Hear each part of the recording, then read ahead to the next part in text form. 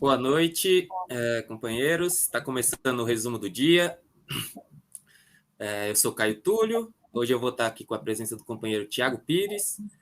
Só informando, o companheiro Antônio Carlos Silva, ele está em reunião nesse momento da direção nacional do Partido da Causa Operária, uma reunião que está discutindo aí o plano de luta do partido nesse ano, uma série de novidades que nós vamos anunciar da Causa Operária TV e nas atividades partidárias em geral. Então, amanhã, vocês não podem perder, o companheiro Antônio Carlos Silva estará aqui no resumo do dia e vai explicar, comentar todas essas novidades que a direção do partido está reunida e discutindo nesse momento e, obviamente, analisando a situação política nesse ano de eleição, esse ano que tende a ser um ano de uma grande explosão da luta popular, né? Um ano importantíssimo para as lutas da classe trabalhadora, dos oprimidos contra a direita e contra os golpistas, né? Bom, mas vamos começando o nosso programa. Nós temos muitos temas importantes para tratar. Como a questão do... Saiu uma pesquisa aí mostrando que o Alckmin, veja só, o chamado chuchu, né? O Alckmin, ele subiu aí nas redes sociais, né? E outras, motivado, evidentemente, pelo próprio Luiz Inácio Lula da Silva e pela conversa que a burguesia criou. Nós vamos comentar sobre isso daqui, nós vamos comentar outros temas também importantes, como a questão da Covid-19 no Brasil e no mundo, né? A Covid crescendo espantosamente no mundo. Nós vamos falar também da nossa conferência sindical. Você pode se inscrever, ainda dá tempo, a conferência sindical que vai acontecer nesse próximo fim de semana, dias 15 e 16. Nós vamos comentar aqui um evento importantíssimo que faz parte aí do calendário de lutas do PCO. E também nós vamos comentar aí outros temas importantes do dia. Mas antes da gente entrar na nossa pauta, eu vou chamar você a curtir esse vídeo, a compartilhar nas suas redes sociais, a convidar todo mundo a participar, a conhecer a Causa Operária TV e também vou fazer um chamado aos companheiros para contribuírem com a nossa atividade, contribuir aqui na Causa Operária TV.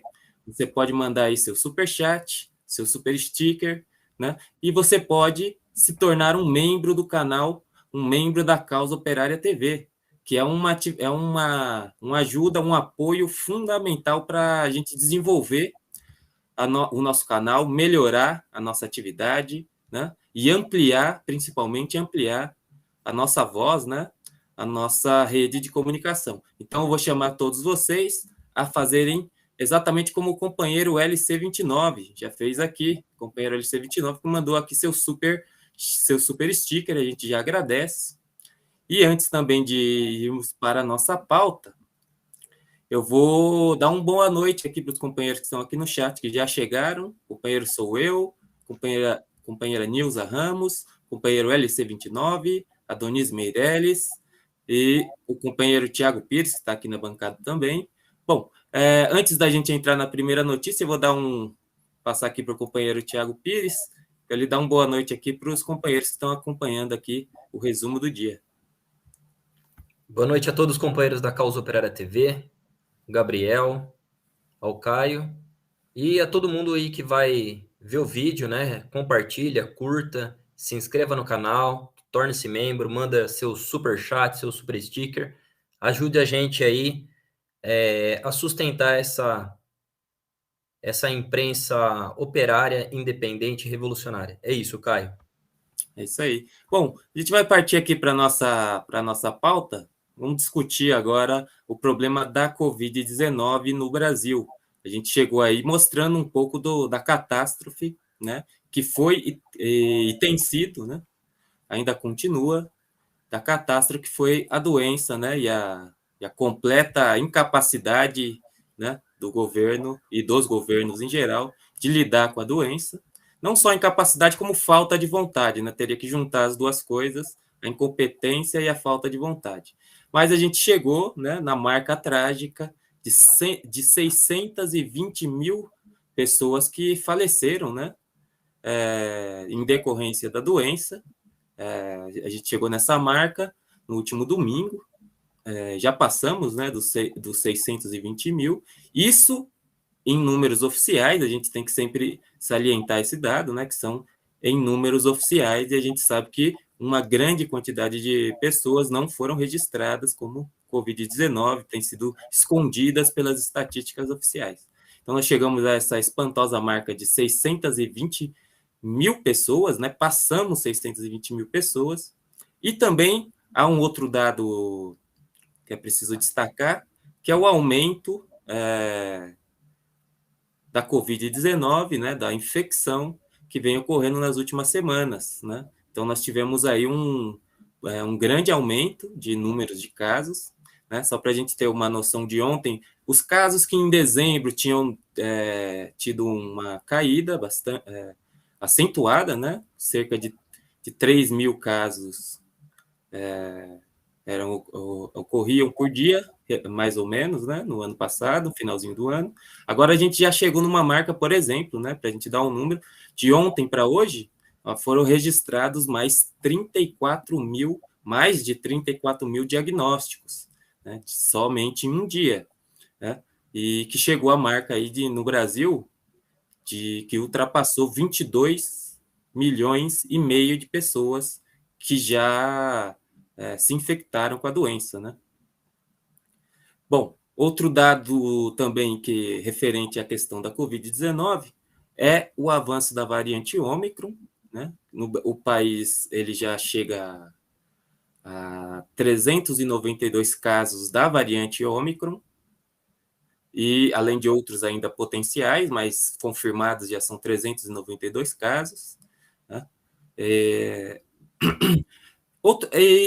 Só para a gente pegar um detalhe, né? Mas uma coisa importante, né? Não é simplesmente um detalhe, mas é uma coisa importante.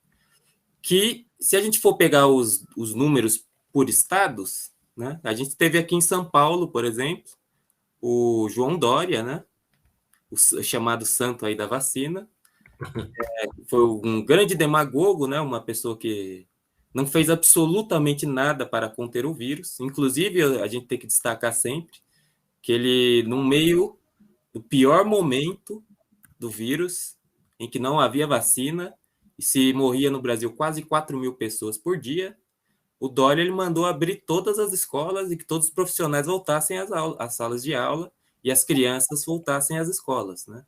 Sem nenhuma condição, o que levou, inclusive, à morte de professores, profissionais de educação, né? Teve um aumento, inclusive, registrado dos casos de infecção durante aquele período. Mas o Dória ele passou aí como um grande combatente, ou pelo menos ele procura se passar como um grande combatente da Covid-19, que é uma farsa, né, uma mentira, evidentemente. Mas a gente pegar os dados aqui, no país, né, o estado que mais morreu pessoas, né, foi justamente o estado de São Paulo. São 155, mais de 155 mil pessoas, só no estado de São Paulo, né?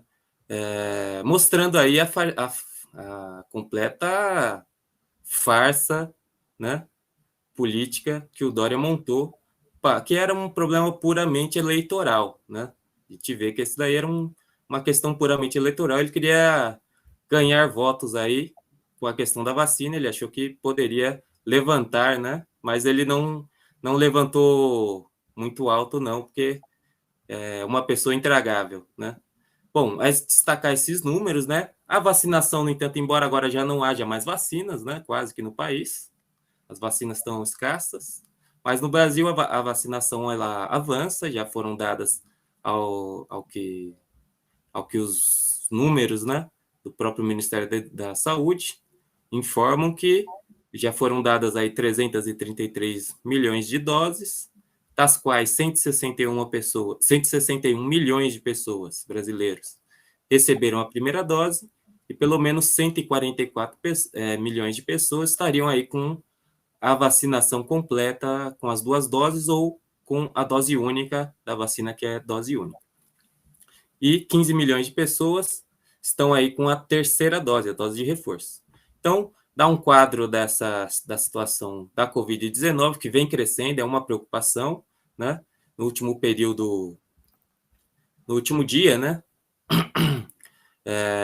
110 pessoas foram a óbito, quer dizer, ainda há óbitos de Covid-19 no Brasil, embora eles estejam menores por conta da vacinação, mas ainda é um quadro preocupante, e a gente sabe que não há política nenhuma para conter isso daí, é pura demagogia, mas esses são os dados reais da vacinação. A gente vai voltar a falar aqui da Covid-19, mas destacar os números internacionais, que são números astronômicos, gigantescos mesmo, mostrando que a Covid-19 ainda é uma preocupação muito grande, né? É uma ameaça extraordinária à população. Bom, a gente vai seguindo aqui no nosso programa. Vamos falar agora da inflação, né? A inflação com alta. Eu vou passar para o companheiro Tiago Pires, que ele vai contar para a gente o que acontece aí com a inflação. Bom, a inflação anunciada, né, para o ano de 2021, ela ficou em 10,6%. Né? Se a gente olhar, né, essa inflação, né, e olhar o salário mínimo agora que vai ser de 1.200, pegar aqui o valor correto, R$ 1.210, né, estaria equiparado aí, né, esse aumento do salário mínimo, né, com a inflação do período aí do ano de 2021, né?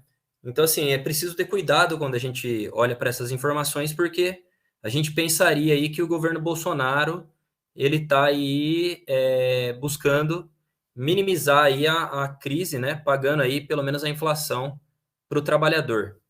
Porém, quando a gente faz um olhar mais crítico, né, para a situação que está colocada, né, na matéria aqui que traz a informação, diz que seria o maior aumento desde 2015, né? O ano aí anterior ao golpe de Estado contra Dilma, né? O que a gente viu depois aí, né, nesses períodos, foi uma índices de inflação totalmente falsificados, né, que estavam aí subestimados, né, não encontrava aí, correspondia à realidade, né, do nosso país, né? E o que a gente vê agora, né, em 2020 também foi anunciado aí uma inflação inferior a 5%, é o que não corresponde à realidade, né? Porque a gente vem tratando, passou 2021 inteiro, né, discutindo aí a questão do aumento dos alimentos, né? E os principais alimentos aí do prato do brasileiro, eles tiveram entre 20% e 30% de aumento, né? Se a gente colocar na ponta do lápis também o aumento do gás, do combustível aí, que tiveram por volta de 40% de aumento, também o aumento com energia elétrica e tudo mais, a gente vai ver que esses números eles não correspondem à situação de miséria que o país se encontra, né? E além disso, né, além de todos esses aumentos aí, a gente tem aí 14 milhões de desempregados, né? Isso que são as pessoas que procuram emprego, né? Não estou considerando nem os desalentados, que são mais de 7 milhões aí, e nem o total dos trabalhadores que estão trabalhando aí sem direitos, né? Em condições precárias aí de trabalho, né? Que já deve superar 40 milhões de pessoas. Né? Nós temos aí metade do país na pobreza, 25 milhões de pessoas aí que estão passando fome, né? Mas quem é que ganha, né, com a desgraça do povo, né? Quem ganha são os rentistas, né? Para frear a inflação, o Banco Central se reúne, né? Para determinar aí um aumento na Selic, né? Buscando aumentar a taxa de juros, né? Para impedir que a inflação continuasse a crescer. Só que isso tem um custo, né? Um terço dos títulos públicos, né, de dívida pública, são remunerados, né, tanto com o índice de inflação quanto com o índice com a taxa de juros, né? Então, o pagamento de juros para os rentistas no ano de 2021 ficou na casa de 150 bilhões, né? Nós não vamos nem se a gente pegar, né, tudo que os bancos lucraram, né, com operações aí totalmente criminosas, né, que não estão previstas em lei, como essas operações compromissadas em 2020, né, e enfim, né, e toda esse desvio de recurso, né, que acontece aí para salvar os grandes capitalistas e tudo mais, né, a gente teria uma outra realidade, né? Então, é preciso, né, defender aí uma política de salário com gatilho, né, um gatilho salarial. A cada 3% de inflação, a gente ter uma correção no salário, né, e que essa correção aconteça pelo menos 2 vezes por ano, né. A gente também defende um salário vital para o trabalhador, né, que seja suficiente para garantir as suas condições de vida, né? E a geração de emprego, né, conforme eu acho que eu não sei se está hoje na pauta, né, mas a Espanha revogou essa reforma, né, com que os golpistas se inspiraram, né, depois de 10 anos, e a gente não precisa passar mais todo esse período aí de experiência para entender que isso não foi bom para o país. É preciso defender uma política de geração de emprego com a redução da jornada de trabalho de 44 horas para 35 horas, o que aumentaria aí em 25% a força de trabalho no país, né? E garantir aí para os desempregados um salário mínimo, né? A gente vê aí políticos de esquerda aí defender R$ 600 de auxílio emergencial, né? Quando a média de cesta básica no país é R$ 650, né? Então é preciso defender de verdade, né? Não fazer aí demagogia, mas defender de verdade os interesses dos trabalhadores. Então é preciso mobilizar todas as forças aí sociais, as organizações populares, né, em torno desse programa para a gente superar aí essa crise econômica, né, e também colocar em questão, né, principalmente, Caio, né, que seria aí depois da derrota do golpe de Estado, colocar em questão a expropriação de todo o sistema financeiro, né, e a expropriação de todos os bancos com a criação de um único banco público. É isso, Caio. É isso aí, sem dúvida. E se liga o que você estava falando, né? Se liga a próxima notícia, né?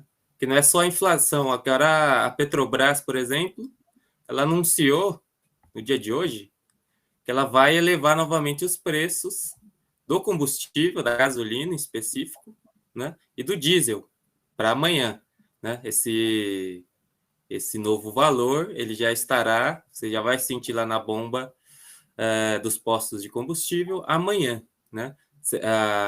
O aumento vai representar aí para a gasolina 4,85%, então a distribuidora passará de 3,9 para 3,24, né? Que ela revende para os postos, né?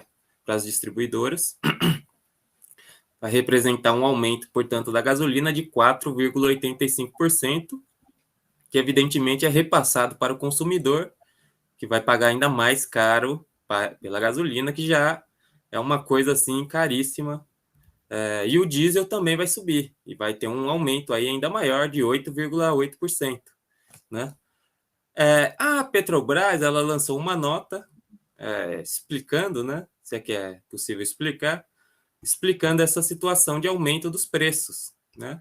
E na nota da Petrobras, ela esclarece muito bem, né, por que, que os preços eles aumentam, diferentemente do que o Bolsonaro fala, né, que o Bolsonaro é um cínico e mentiroso, e em geral ele fala, ele culpa o imposto dos estados, né? Segundo ele, o problema seria isso daí, né? Que ele exoneraria o imposto, mas evidentemente que não é esse problema, nunca foi o problema do aumento dos combustíveis. E a Petrobras ela explica um pouco na nota que ela lançou, anunciando, né, para amanhã o aumento da gasolina e do diesel.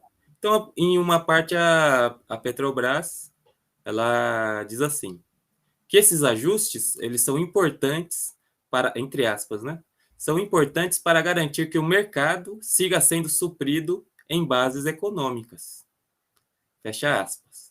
E ela complementa depois, mais abaixo, com outra coisa, né? Que ela fala: dessa forma, a Petrobras reitera seu compromisso com a prática de preços competitivos em equilíbrio com o mercado, acompanhando as variações para cima e para baixo. Evidentemente que a variação ela nunca vai para baixo, né? A gente nunca vê essa variação para baixo. Mas, evidentemente, aqui mostra que o problema é o seguinte, a política de preços da Petrobras, como todo mundo muita gente já denunciou, né? Essa face. Os golpistas eles mudaram a política de preços da Petrobras e a política de preços da Petrobras está totalmente vinculada ao mercado internacional né, aos investidores, aos acionistas e ao mercado internacional de petróleo. Então, se o preço do barril aumenta no mercado internacional, os acionistas, evidentemente, eles querem que aumente também aqui, né? Para que eles possam lucrar mais, evidentemente. Então, o Brasil está tá totalmente refém desse ponto de vista, totalmente refém dos acionistas, dos especuladores, das pessoas que controlam o mercado de combustível no mundo, né? Então, a Petrobras é isso, o problema do aumento dos preços é esse, né? É o problema do controle, né?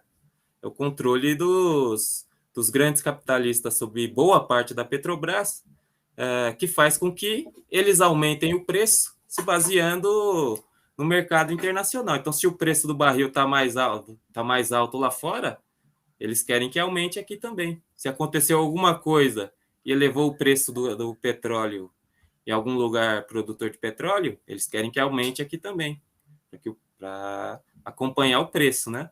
Aí a nota da Petrobras fala variação para cima e para baixo, mas nunca tem para baixo. Se cair lá fora, eles não vão abaixar aqui, evidentemente. Não existe essa variação, né? Então tá aí, essa é a política, né? Então acho que se liga muito o que o companheiro falou, é preciso que uma empresa como essa, né? Importantíssima, estratégica, né? Porque, inclusive, o aumento da gasolina aumenta tudo, contribui muito com a inflação, né? E uma coisa essencial. Então, é preciso ter a estatização completa da empresa, a nacionalização total e completa dessa empresa. Evidentemente que sem nenhuma indenização para ninguém, porque eles estão roubando, né, os recursos do país, na verdade. Vou ter que estatizar completamente, né, uma empresa como essa, a nacionalização total do petróleo totalmente do país para servir aos interesses do desenvolvimento nacional e não para suprir as necessidades de lucro, né? Nem a necessidade, mas os desejos de lucro dos grandes capitalistas, né? Que controlam o mercado de combustível no mundo inteiro, né? Então tá aí a explicação, né? E uma coisa, evidentemente, que a gente viu, o companheiro Tiago falou aí, do desemprego no país, da inflação crescendo, vai aumentar ainda mais, né? Do desemprego, da miséria, que é o salário mínimo sob o governo Bolsonaro, da direita, da extrema-direita, né? E a elevação dos preços, quer dizer, um momento de extrema carestia, nós estamos voltando aqui para os anos 90, né? Uma situação extremamente grave, né? Um empobrecimento enorme da população, isso já é sentido por todo mundo, né? Essa é a política que resultou do golpe de Estado, né? Então, é por isso que o companheiro falou aí, é preciso ter uma política de mobilização, de luta, né? E a gente vai falar mais para frente aqui da conferência, que tem por objetivo justamente discutir isso daí, colocar, né, o movimento operário em luta, em movimento, efetivamente, para defender as condições de vida dos trabalhadores brasileiros, porque a política da burguesia, da direita e da extrema-direita é uma política que não tem limite, né? Eles não ficam envergonhados em jogar a população na miséria, né? Bom, mas passando aqui esse tema do aumento, né, do combustível, que é uma coisa dramática para muita gente, né? Só um último detalhe, a gente vê, por exemplo, as pessoas, por exemplo, que trabalham aí com aplicativos em carros, tudo isso já está ficando, inclusive, inviável pelo aumento do preço, né? E outras coisas também, como os próprios caminhoneiros. a alimentação que aumenta, porque aumenta o combustível, quer dizer, a situação está ficando cada vez mais drástica, né? Mais dramática para o povo brasileiro. É preciso se mobilizar imediatamente e nós vamos discutir depois, colocar alguns pontos, né? Que nós vamos discutir na nossa conferência. Mas antes disso, eu vou passar para o companheiro Tiago, que ele vai falar de outra questão extremamente dramática, né? Que tem ocorrido em Minas Gerais, ocorreu também na Bahia, que são as chuvas, né? E que não é simplesmente uma questão natural, né? Mas tem a ver, evidentemente, com as questões políticas, né? Mas eu vou passar para o companheiro Tiago, que ele vai dar essa notícia para a gente. Não, com certeza, companheiro. Questão que o companheiro coloca é muito importante, né? Isso não é simplesmente uma catástrofe natural, né? Como também não foi, né? Quando aconteceu em Brumadinho, em Mariana, né? Tudo isso aí é produto, né? Da destruição aí do capitalismo aí na sua fase terminal, né? A gente está vendo o aprofundamento da política neoliberal. A gente já discute há algum tempo sobre esse problema, né? A gente viu no Brasil museus pegarem fogo, a gente viu pontes aí desabando, né? E uma série de outros desastres, né? Assim como também aconteceu na França, né? Quando a gente viu a Catedral de Notre Dame também queimar, né? Isso tudo é sintoma, né, da política neoliberal, né, do aprofundamento dessa política que que tem aí, ela retira, né, essa política, ela retira dinheiro do Estado, né, da coisa pública, para dinheiro que seria investido em infraestrutura, né, dinheiro que seria destinado para fins de serviços públicos, né, que são transferidos aí para os grandes capitalistas, né, para os banqueiros, né, e o resultado dessa política, né, são essas tragédias aí que a população enfrenta, né, como é o caso também da própria pandemia, né? A gente não pode esquecer que essas 600 mil mortes aí, elas resultam, né, da falta de investimento na saúde pública, né? Faltou decisão política aí para evitar, né, esse verdadeiro genocídio, né? E a questão das chuvas é a mesma, tá dentro, é a mesma natureza o problema, né? Acontece que a gente vê, principalmente depois do golpe de Estado de 2016, né, um enxugamento aí das verbas que seriam destinadas à prevenção aí desse tipo de catástrofe, né, que seriam investidas aí em infraestrutura, né, para evitar esse tipo de tragédias, né, como a gente está vendo aí no estado de Minas Gerais, né, e Bahia principalmente, né, são os dois estados aí mais afetados por essas chuvas, né, que também acontece nos outros estados, mas, por exemplo, o caso da Bahia é um negócio assim de 600, mais de 660 mil pessoas aí que foram atingidas, né, por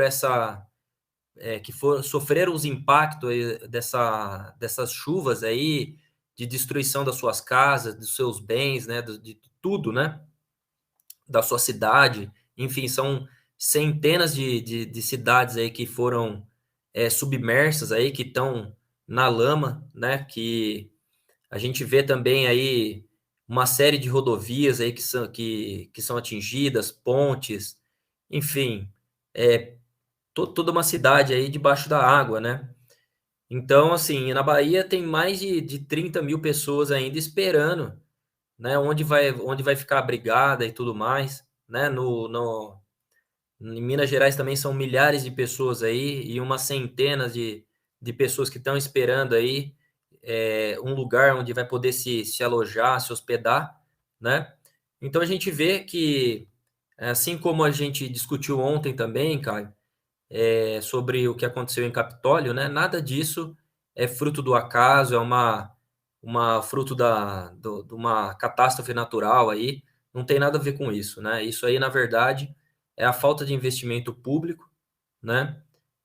Para prever, né, esse tipo de situação, né, que se repete todo ano, né? Porque na verdade é filme repetido, né? O que nós estamos falando aqui, a gente falou ano passado e certamente falou no ano anterior e assim por diante, né? Então, o que a gente vê na verdade é que cada vez que se repete esse tipo de situação, ela vem ainda mais intensificada, né? Então, é preciso derrotar esses golpistas, né? O golpe de Estado no país, né, para derrotar essa política aí, né, que só traz aí destruição para a população que já sofre com a fome, que já sofre com a pandemia e etc. Né? Sem derrotar o golpe de Estado e o governo Bolsonaro, vai ser impossível reverter esse quadro.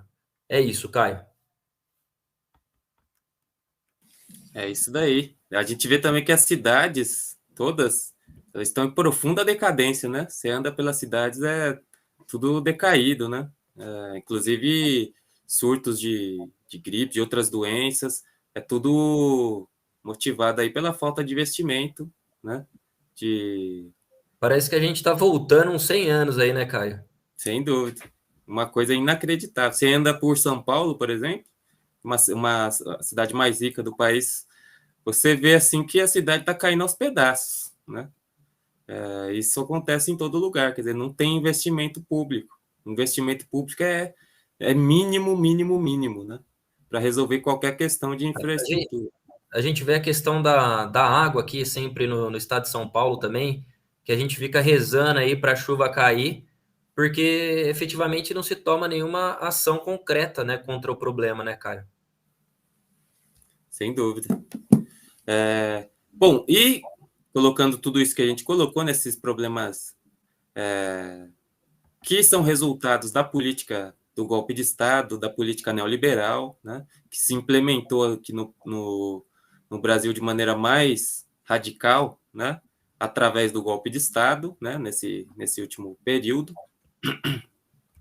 golpe de Estado de 2016 contra a presidenta Dilma, né, e que logo na sequência se começou uma série de reformas de tipo neoliberal, já no governo golpista do Temer, e se seguiu, né, com o governo da extrema-direita do Bolsonaro, que não é mais do que não é muito mais do que um fantoche também da política neoliberal, né?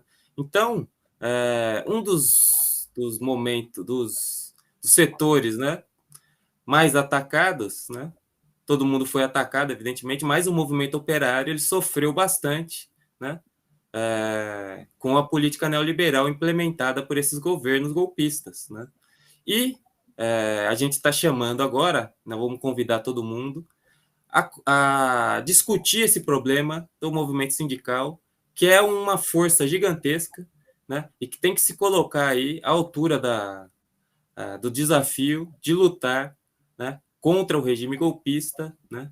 Colocar o problema do movimento sindical se colocar como uma ponta de lança, né, da candidatura Lula, né, como um meio de mobilização de derrotar a política neoliberal, a política anti-operária, né, anti-trabalhador, que se implementou no país e que vem se aprofundando paulatinamente. Então, companheiros, nos dias 15 e 16, no próximo fim de semana, o PCO e a corrente sindical Causa Operária vão realizar uma conferência sindical, uma conferência aberta, você pode participar, para discutir esses problemas, esses e muitos outros problemas, e organizar esses problemas, inclusive discutir um problema que é um problema que está na ordem do dia, que é um problema do programa, né? Quais reivindicações nós devemos lutar? Qual que é o programa que nós temos para tirar o país da lama, né?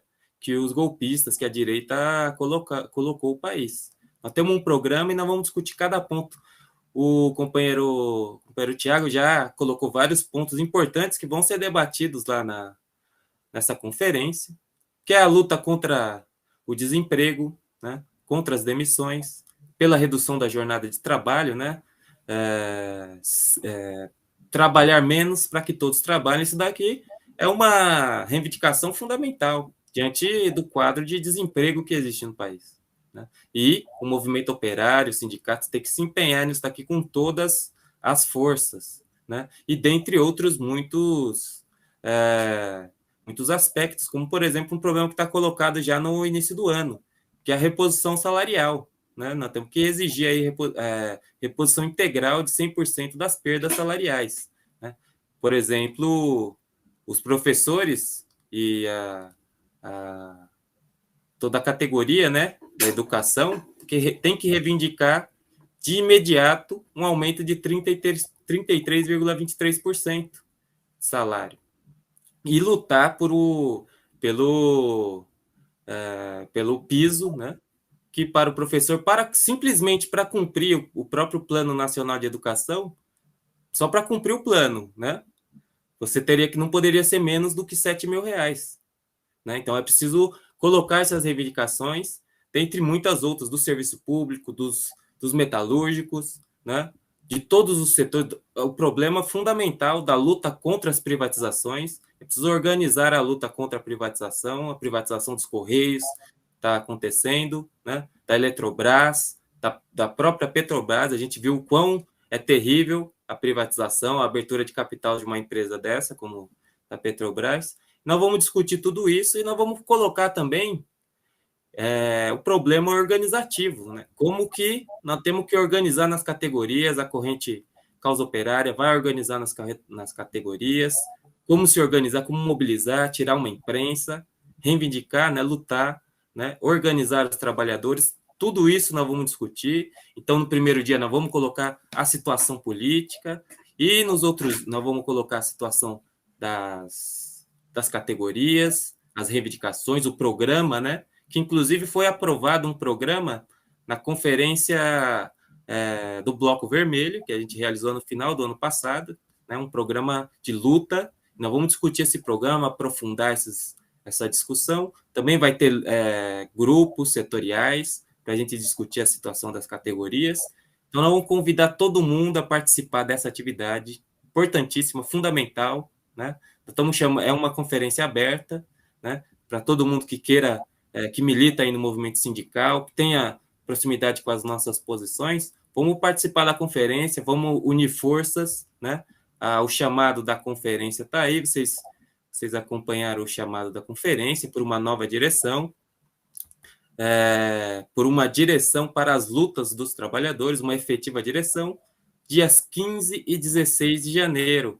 Então, vou chamar os companheiros, vamos lá, vamos participar, vai ser aqui em São Paulo, basta você se inscrever aqui no chat do canal, nós temos aqui lá na parte de cima, lá no chat, você tem lá o linkzinho para você se inscrever, né?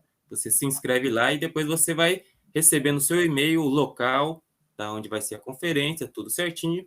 Então, vou chamar os companheiros para a gente participar, começar o ano organizando a luta, porque esse ano aqui ele vai ser um ano de grandes reviravoltas políticas, né? De grandes transformações e de grande mobilização, e é isso que tem que ser.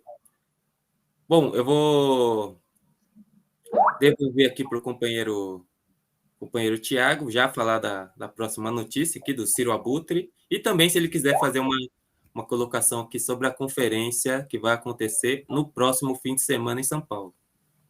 Eu acho que estou contemplado, né, pelo que o companheiro colocou, né, sobre a conferência, né, um evento muito importante. A gente já vem discutindo aí um programa desde a plenária nacional, né, do Bloco Vermelho, um programa de rua aí para a luta da classe trabalhadora, né, e, né, como o Trotsky coloca no programa de transição, né, ontem a gente comentou sobre isso, né, o que a gente vive é a crise das direções, né, do movimento operário, né, então é a hora aí, né, de superar esses entraves aí, né, e para garantir aí vida digna aí a todos os trabalhadores, né, Caio?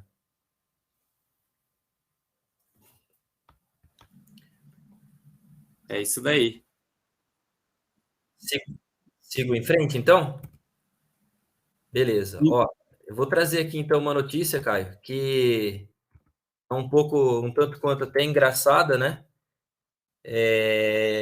Que a candidatura do Ciro Gomes, né, Abutre aí, não consegue emplacar nem mesmo dentro do PDT, né? Evidentemente, né, que PDT, como a gente sempre denunciou, né, não só o PDT, mas o PSB, né, a Rede, todos esses partidos aí de esquerda burguesa, né, que tem essas figuras como o Ciro Gomes, o Randolph Rodrigues, Molon, né, agora o Marcelo Freixo, Flávio Dinossauro, né, todos esses personagens aí do circo político, né, eles são chamarizes aí para partido golpista, né? Porque finalmente, né, Caio, quando precisa aí de votar contra os direitos do trabalhador, como a gente viu na reforma, como a gente viu contra a previdência do trabalhador, né? E entrega aí das nossas riquezas, das nossas empresas, né? Todos os ataques aí,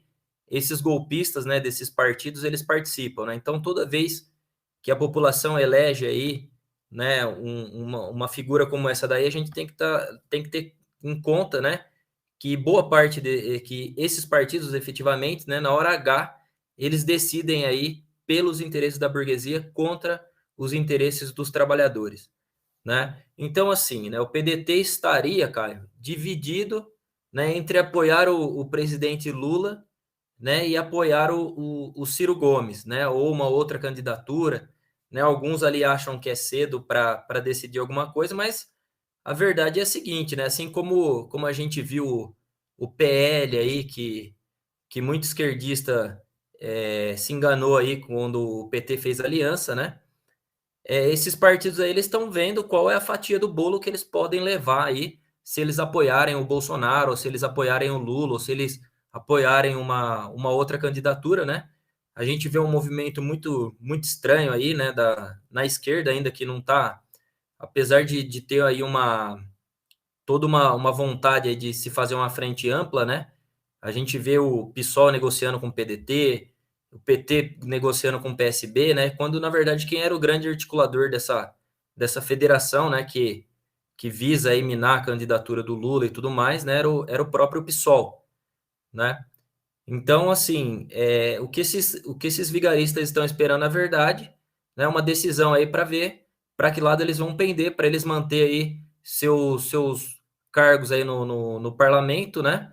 Para continuar fazendo a sua política, né? Da onde eles tiram aí o sustento, né? Das suas atividades criminosas, né, Caio? Então é isso, né? Então o Ciro Gomes aí, esse abutre aí que não consegue ser consenso nem dentro do próprio partido, né? E que a gente se orgulha muito do Bloco Vermelho ter feito aí, né? Ter dado a resposta aí nas ruas que ele merecia, que ele não conseguiu sequer ser ouvido, né?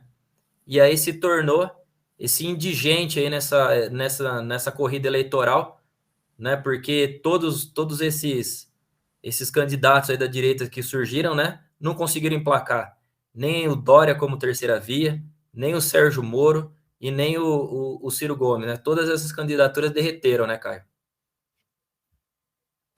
Sem dúvida, isso aí. E essa notícia também se liga a uma próxima notícia, né? Que há uma articulação para a formação da federação entre PT e PSB, né?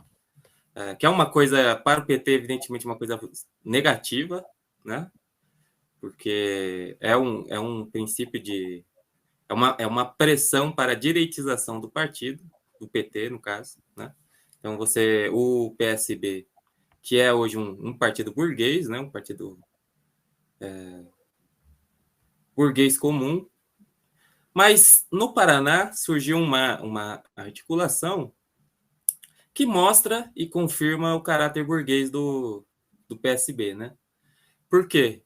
O Requião, ex-MDB, que já foi governador do estado do Paraná, ele que se afastou, né? Saiu do MDB, do antigo PMDB, ele procura fazer uma articulação para viabilizar justamente essa federação entre PT e PSB, né? Lembrando que a federação, né, tal como foi a federação, essa possibilidade, né, nova, ela foi aprovada aí durante o regime golpista. É uma coisa extremamente estranha e direitista, né?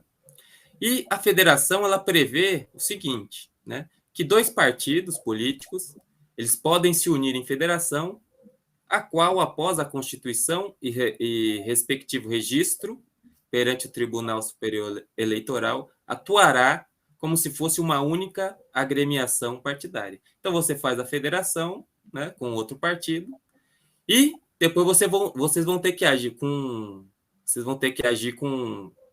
um regulamento, como se fosse um partido único, né, quase como se fosse um partido único, e vocês vão ter um regulamento, né, o que evidentemente vai dificultar, significaria que haveria uma pressão enorme dos deputados, né, do partido como o PSDB contra o próprio PT, né?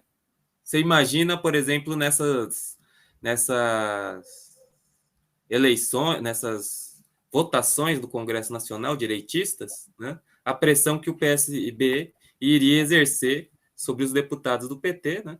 Inclusive abafando bastante, se não totalmente, né, a influência da base popular do PT, né?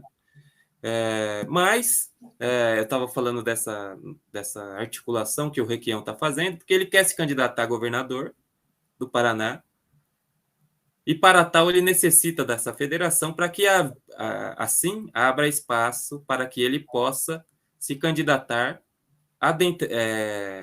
se filiando ao PSB, né, caso a federação aconteça com o PT, e assim ele sairia governador tendo o apoio do PT e do PSB no estado do Paraná.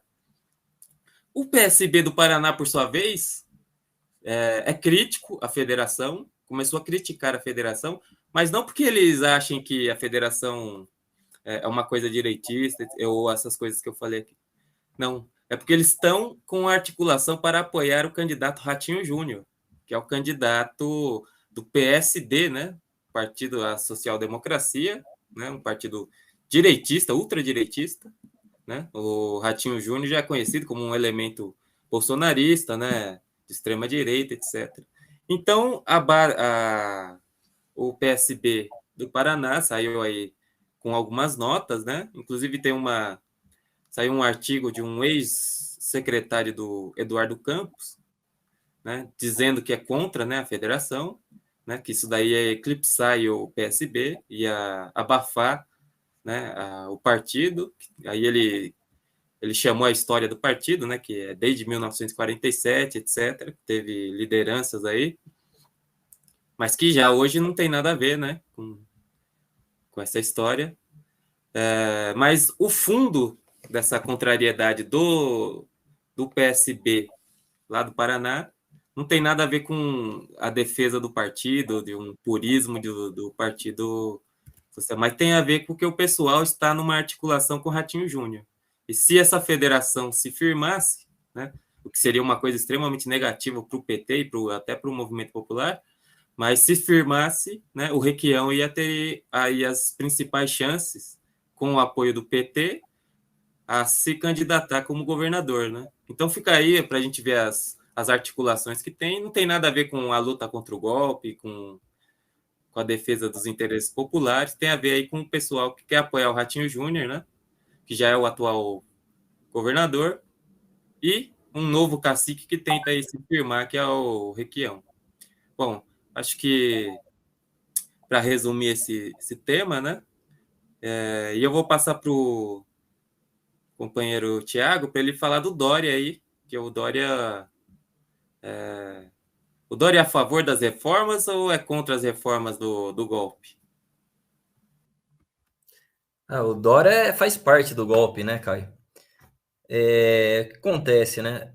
Depois das declarações, né, do ex-presidente Lula, né, sobre a possibilidade, né, de revogar a reforma trabalhista, né, de revogar algumas privatizações aí que foram realizadas principalmente de setores da Petrobras, né? Depois dessas declarações, ainda que renderam aí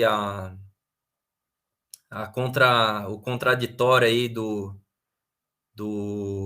Geraldo Alckmin, né? O governador aqui que busca-se aí colocar como que a burguesia quer impor como vice do Lula, né? Geraldo Alckmin, que apoiou aí o golpe de Estado contra Dilma, né? Abriu as catracas e tudo mais, né? Se reuniu lá com Paulinho da Força e tudo mais, né? E atacaram aí o discurso do Lula, né? E a Glaze foi lá e reafirmou, né, Caio? Colocou que não é só a reforma do trabalho, né? É uma série de outras políticas, né? E que o Lula, né, representa de fato, né? Nesse momento onde a gente vive um regime golpista, né? A candidatura do Lula ela tem esse caráter, né, progressista, né? No sentido de criar um movimento aí, durante o período das eleições, né? Mas a possibilidade desse movimento perdurar também pós as eleições, né? Porque afinal a luta não pode parar por aí. Enfim, e colocado essa situação, né? Entra em cena aí o João Dória, né? O Bolsodória, né? Que quis mostrar que ele é a oposição ao que o Lula falou, né? O Geraldo Alckmin foi daquele jeito, né? Demonstrou preocupação, né? E o Dória foi logo atacando mesmo, né? Aí o discurso do Lula, né? E buscou, escreveu uma nota aí, publicou no seu Twitter, né? Uma nota que tinha como título aí, né? O atrasão do PT, né? Então ele seria o remédio para combater o atraso de hoje, né? Que não pode ser o atraso de ontem, né?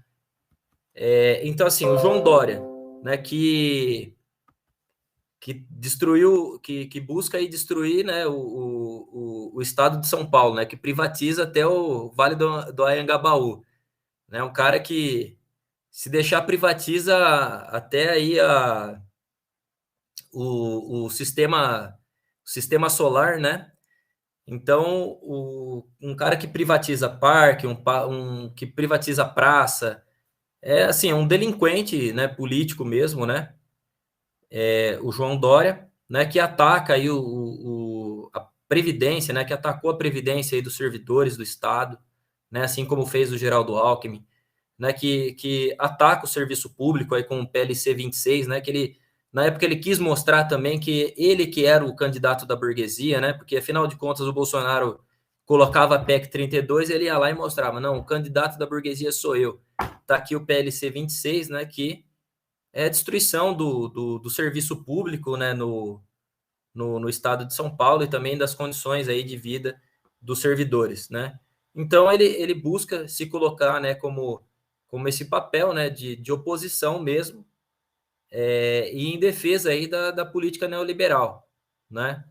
Então o Dória aí que também derreteu nas pesquisas aí, né? Quer mostrar que ele pode ser essa oposição ao Lula, mas é que a verdade é que a população não compra mais isso aí, né? A população já sabia desde do último mandato do Fernando Henrique, né? Que não queria mais o PSDB no governo, né? Esses números que a gente vê hoje de inflação, de desemprego, a gente só viu nos tempos do PSDB, né, que foi um governo ainda mais criminoso aí contra a população, né, que privatizou mais de uma centena de empresas, né, e entregou a Vale aí por a preço de banana aí, um terço do seu valor de venda, parcelado aí em não sei quantas prestações aí, que no final das contas não gerou nenhum resultado econômico para o país, né, além de entregar aí uma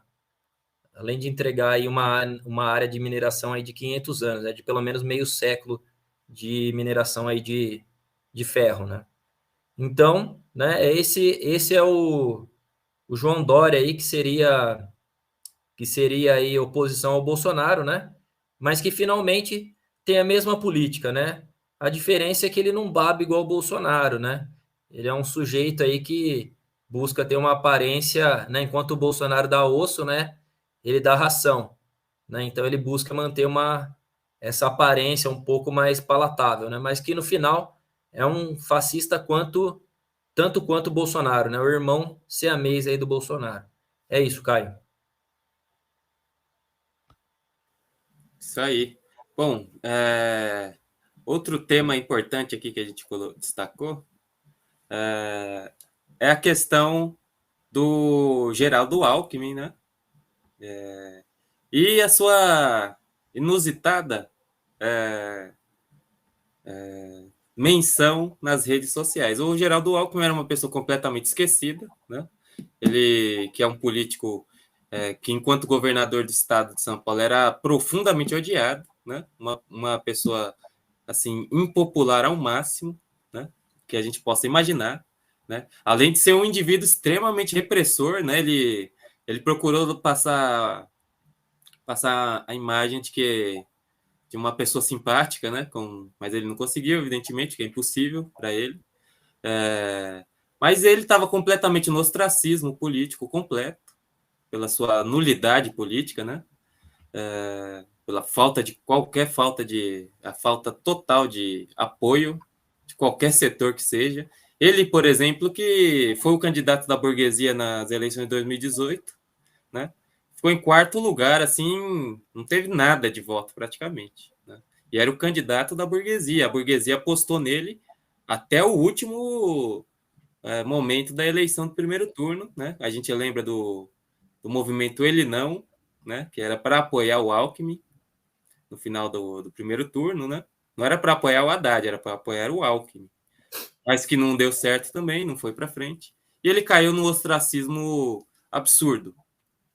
E, recentemente, com a conversa, né, muito impulsionada pela imprensa capitalista, de que poderia haver uma chapa Lula-Alckmin, então o, o senhor Alckmin ele passou aí a ter a sua menção, pelo menos nas redes sociais, aumentada várias vezes, né? Então, a própria direita, o Estadão, por exemplo, fez um levantamento, aí pediu para uma consultoria realizar um levantamento para mostrar, né? Então, o Alckmin, no início do ano, começa com uma menção. Eles fizeram uma pesquisa nas redes sociais do político, do Tucano, né? Que agora saiu do PSDB. De fevereiro, ele tinha alguma menção, né? Eles colocam aqui que em fevereiro foram cerca de 27 mil menções em todas as redes sociais do Alckmin, né? De algum tipo de menção relacionado a ele. Esse número foi caindo, mas quando chegou em dezembro do ano passado, quando começou essa conversa, esse número saltou rapidamente para 125 mil menções. E chegou agora, após o jantar, né? Aquele fatídico jantar, em que compareceram o próprio ex-presidente Lula e também compareceu o Alckmin, dentre outras personalidades políticas e intelectuais da esquerda pequeno-burguesa e da direita. Ele teve uma grande menção, né? Passou aí, chegou a quase 400 mil menções. A gente só destaca esse fato, né, meio inusitado, para mostrar primeiro que a direita ela é totalmente impopular, não tem voto, né? Desse ponto de vista, ela não auxilia em absolutamente nada, né?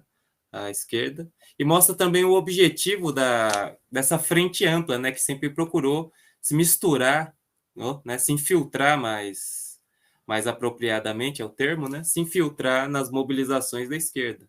Eles querem a popularidade da esquerda, né? Eles querem o apoio à base social, né, que a esquerda tem, que o político de esquerda e principalmente o ex-presidente Lula, né? Quer dizer, o Alckmin era um absolutamente ninguém, né? Mesmo tendo sido governador do estado várias vezes, pelo menos duas vezes, né? Mas caiu no completo ostracismo, né, político, mesmo tendo sido candidato a presidente da República em 2018, né? Mas, simplesmente por relacionar ele ao nome do Lula, ele já voltou a ser uma figura pública novamente, que ele tinha deixado de ser, né? Uma pessoa que tinha se recolhido aí a sua vida particular, né? Mas agora voltou aí como um político, como alguém que tem alguma alguma influência na vida política nacional, simplesmente porque mencionaram ele, né, a possibilidade dele fazer parte da chapa com o Lula. Evidentemente que ele não agrega nada, mas só desagrega com a esquerda, né? É uma desagregação completa, a frente ampla, né?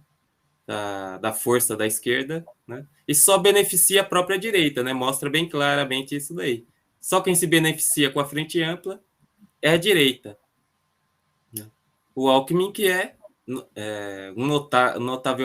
notadamente um criminoso político, né? Um repressor, uma pessoa que atacou, foi um dos primeiros a atacar o funcionalismo público, né? Que reprimiu violentamente as manifestações em São Paulo, quer dizer, uma pessoa tenebrosa, mas que ganhou aí uma certa notoriedade nesse finalzinho de ano, por ter seu nome aí relacionado com o ex-presidente Lula. Tá aí, né? Esse é o objetivo da direita. A direita necessita da esquerda para isso, para se levantar, né? A gente citou várias vezes, né? Que a polarização política tinha liquidado os partidos tradicionais da direita, PSDB, tal, até o MDB em certa medida, e colocado o negócio para os extremos, né? O objetivo dessa direita é justamente aí se infiltrar na esquerda para reconquistar aí suas posições. Bom, mas seguindo em frente, a gente já está aqui no finalzinho do programa, já estamos chegando, nos aproximando aqui do finalzinho. Na verdade, já até estouramos nosso tempo, né? Então, nós vamos para as próximas notícias, rapidamente.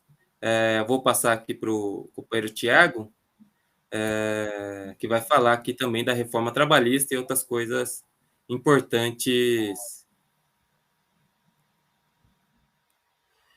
Bom,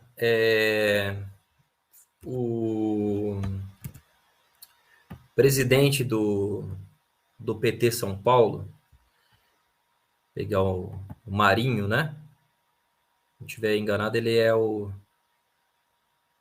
Se eu não estiver enganado aqui, o Marinho ele é presidente do PT em São Paulo, né? Ele deu uma declaração aqui, né, de que a revisão da reforma trabalhista ela será feita de forma pactuada, né?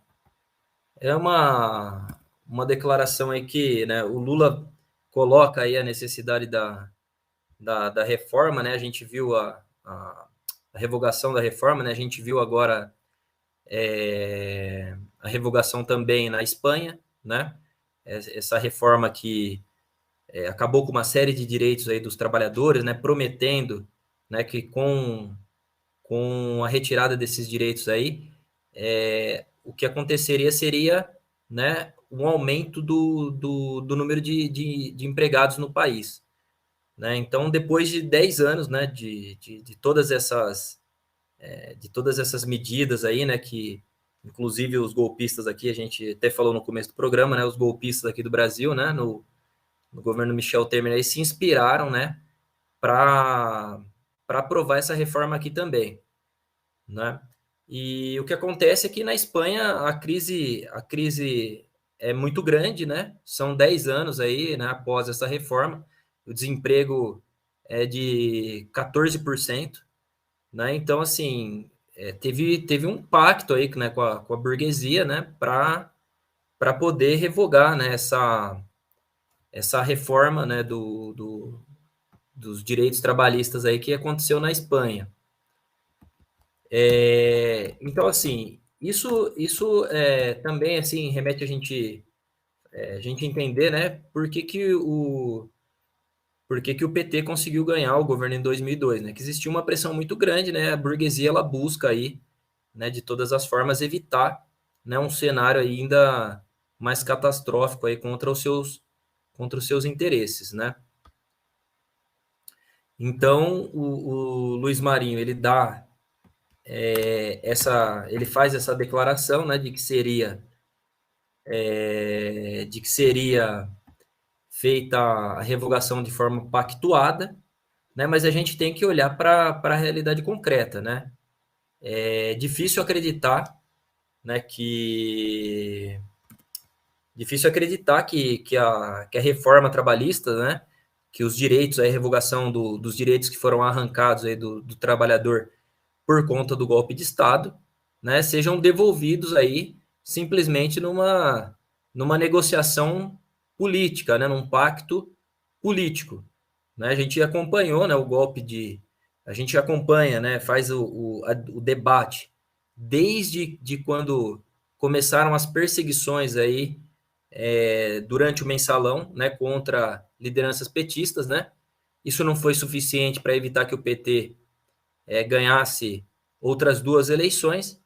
Então vão e dão um golpe de Estado contra a presidenta Dilma Rousseff, né? E logo na sequência, né, em 2018, a gente vê aí o STF, né, impedir a candidatura do Lula de maneira ilegal, né, de maneira aí criminosa, né? E o Lula acaba recuperando os direitos aí por conta da pressão sobre o STF, né, as mobilizações e tudo mais, né? E agora querem fazer a gente crer, né, que basta aí fazer um acordo com a burguesia, né, participar de uma federação, de uma frente ampla, né, que o país vai revogar aí todas as reformas, né, todas as privatizações, né, vai dar os aumentos aí do salário mínimo, aumentar o emprego, vai voltar a ser uma maravilha o país, né? E a gente sabe que não é assim que funciona, né?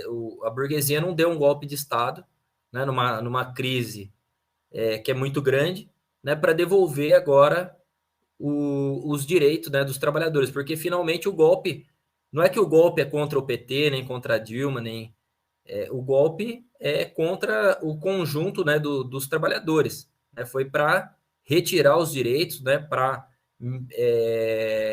poder aí roubar, né, as nossas riquezas, né, pilhar a Petrobras, né, uma série de ataques aí, né, contra não só os direitos, mas o patrimônio, né, as condições de vida de toda a população. Então, evidentemente que não será de forma pactuada, né, a revogação dos direitos trabalhistas, bem como de todas as reformas e privatizações e ataques contra a população brasileira. Tudo isso vai ser conquistado através da luta, né, da mobilização, né, por um programa, e é por isso, né, que a gente convida todo mundo aí a participar da, da nossa conferência sindical aí da causa operária no próximo final de semana. É isso, Caio? É isso daí. Bom, chegando no finalzinho aqui do programa, mas antes a gente ainda vai falar do curso de História do Brasil, que vai começar no mês que vem. Mas antes disso, vou falar só aqui da situação da Covid-19.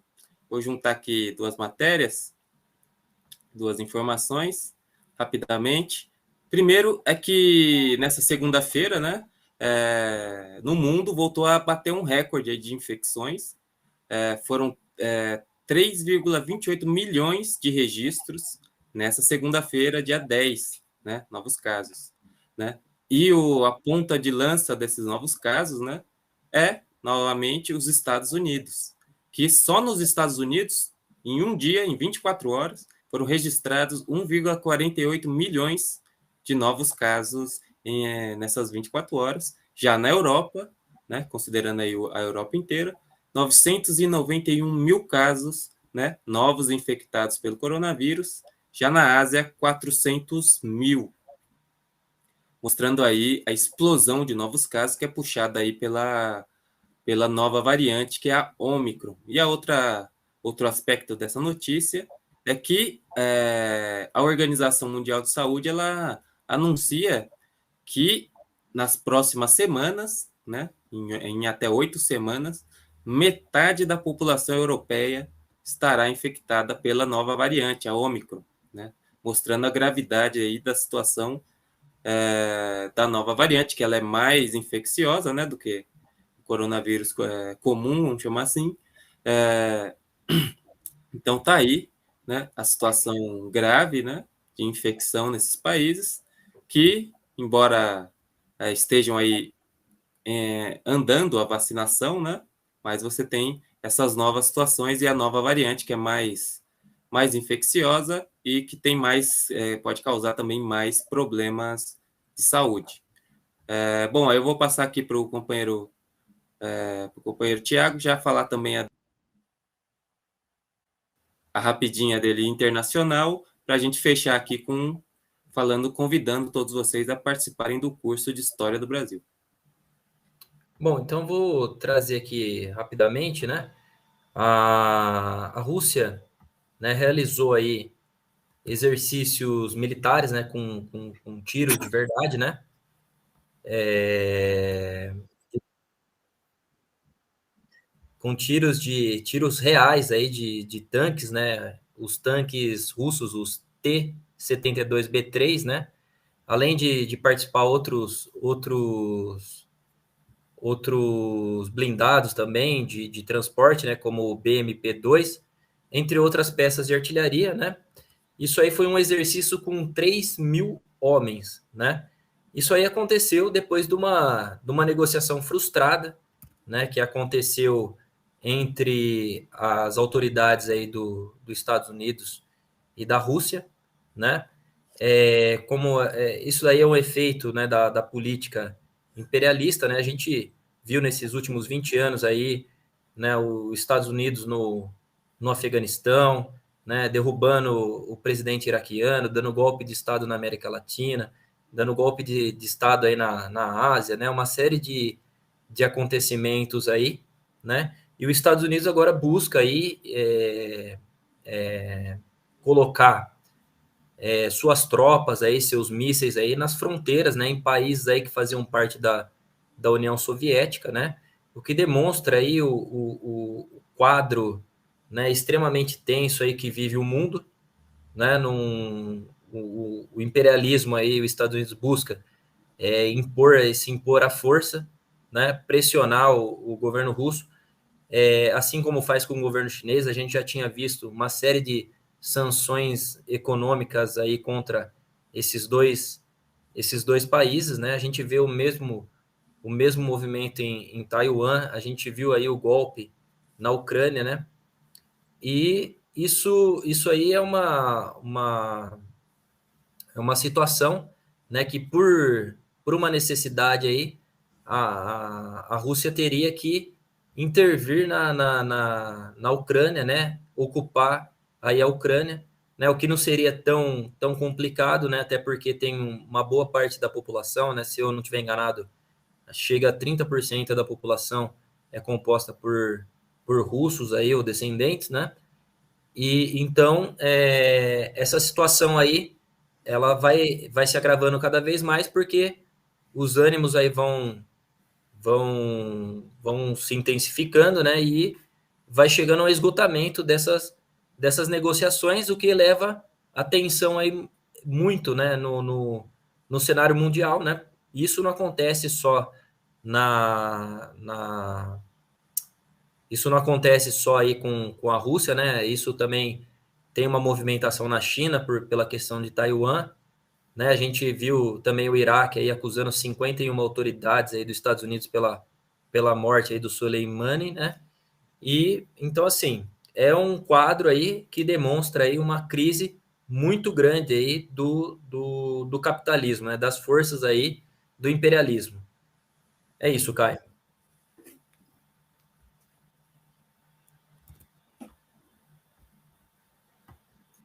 E daí, bom, agora a gente está no finalzinho, mas não vamos falar aqui do curso de História do Brasil que vai acontecer, vai começar já no mês que vem, em fevereiro. História do Brasil, uma interpretação marxista que vai ser dado pelo companheiro Rui Costa Pimenta. Então, na última análise política da semana, aqui na Cel TV, no sábado, o companheiro Rui Costa Pimenta lançou o curso, e um curso que vai ter aí 4 módulos, né? Em fevereiro nós vamos começar o primeiro módulo sobre a colônia, né? O Brasil colônia, esses 300 anos de colônia.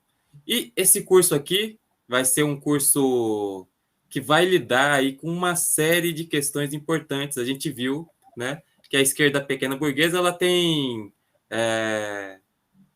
colocado, né, e procurado defender a posição de que a história do Brasil é uma história horrível, primeiro é uma gigantesca farsa e depois tudo é ruim, né? O povo brasileiro é um produto dessa história maléfica, né? E nós vamos mostrar que não é assim, né? A história do Brasil não é uma farsa, né? O Brasil tem uma história, o povo brasileiro tem uma história de luta, né? De desenvolvimento, né?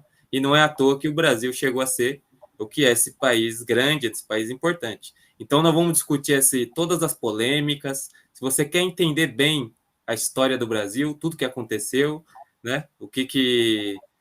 Todos os lances que trouxeram a gente até aqui, você tem que se inscrever nesse curso, que esse daqui é uma coisa ímpar. Você não vai encontrar em nenhum lugar, né? Essa análise.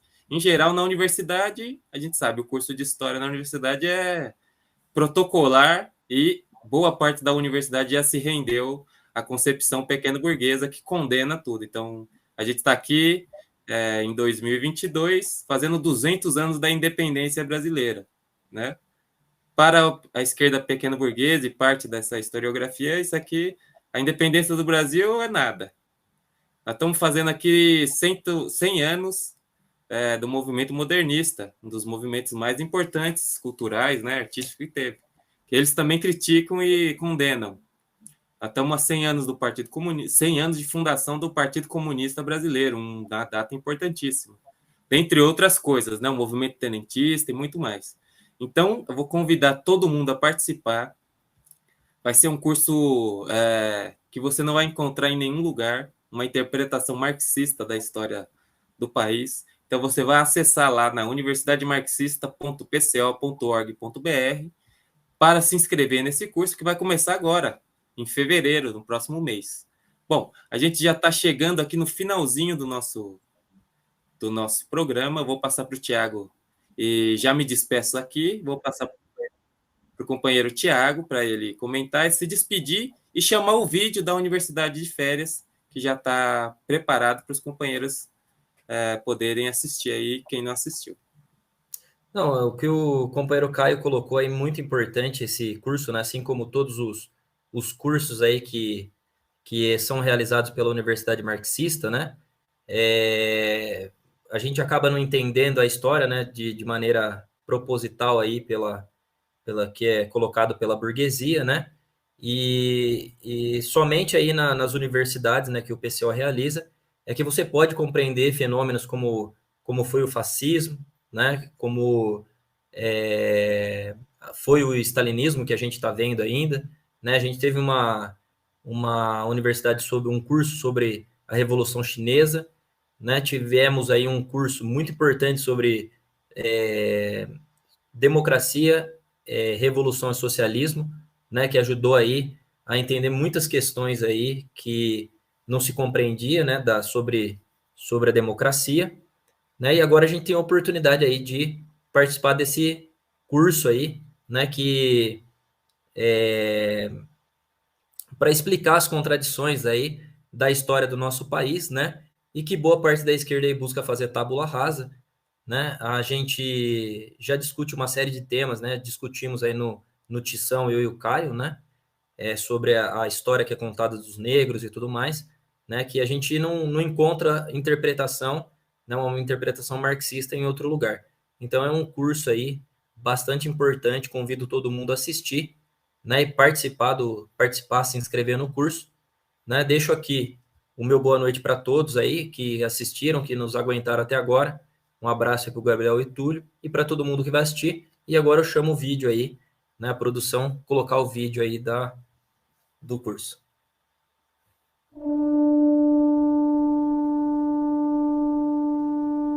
Em 2022, o Brasil como nação completará 200 anos.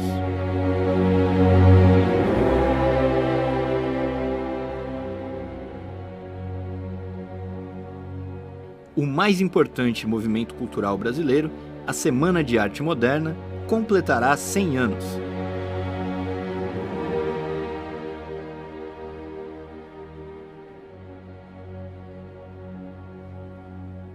Há 100 anos também, líderes operários fundam o Partido Comunista Brasileiro, inspirados pelo exemplo da Revolução Russa de 1917, e jovens oficiais do Exército iniciavam uma revolução.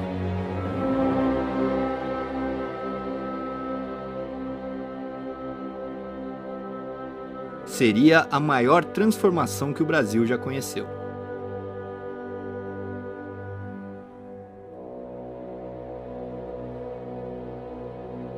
Qual é a posição revolucionária sobre esses mais de 500 anos? O que pensaram, de certo ou errado, inúmeros intelectuais sobre este país?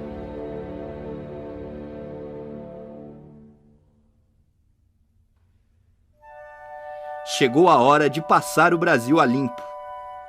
Para isso, em fevereiro, assista ao curso Brasil, uma interpretação marxista de 5 séculos de história, da Universidade Marxista. O curso será realizado em 4 etapas durante todo o ano, num total de 120 horas. A primeira etapa começará em fevereiro e as inscrições já estão abertas.